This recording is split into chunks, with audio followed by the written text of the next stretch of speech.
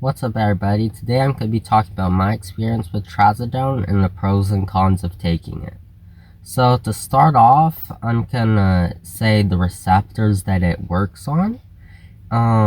It's taken in two different doses usually.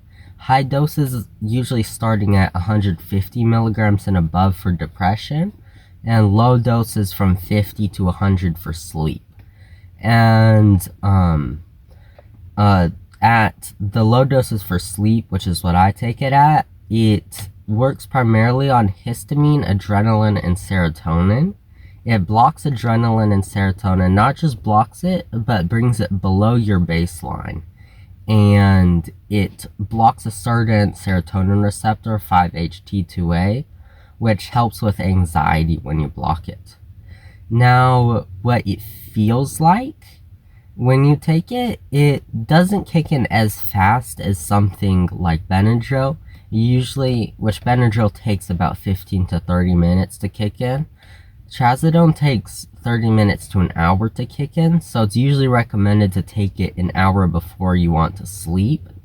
But when it starts kicking in, unlike something like Benadryl where you'll feel exhausted but still like anxious, because it blocks adrenaline, it really helps calm down the mind. Like, you lose that urge to like fight sleep and you just kind of relax. So, the pros are it's really good for keeping you asleep and falling asleep, and that it's non-addictive, unlike benzodiazepines and Z drugs. Some examples of those are Xanax, Valium, Zolpidem, Sonata, and those ones carry a risk of dependence and like misuse.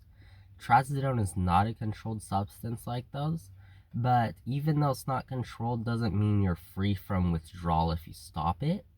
If you take it for less than 2 weeks or so, you can stop it freely without much symptoms. But if you take it for like a month or more and you stop it suddenly, you can experience like rebound and withdrawal for a few weeks where you'll be more anxious, can't sleep, and stuff like that.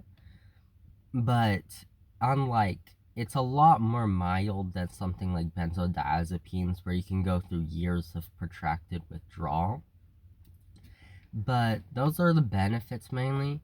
The cons are that it uh it gives you like a stuffy nose because it blocks alpha 1 adrenergic receptor, which is the same thing anti-congestants activate, and it blocks it to keep you calm and induce sleep, but uh, anti-congestion medications activate it, and it does something that blocks congestion, but basically all you need to know is by blocking it, it can give you like a bit of a stuffy nose. This is the only side effect I have noticed.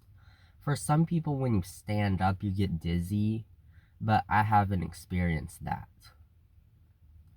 Yeah, and that's about all my experience with it. If I were to compare it with all the sleep medicines I've tried, from melatonin to Benadryl to hydroxyzine, I would rate it as the top one.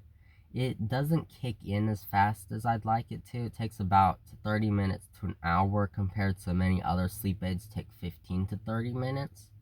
But this can be easily solved, this issue, by just taking it an hour ahead of time.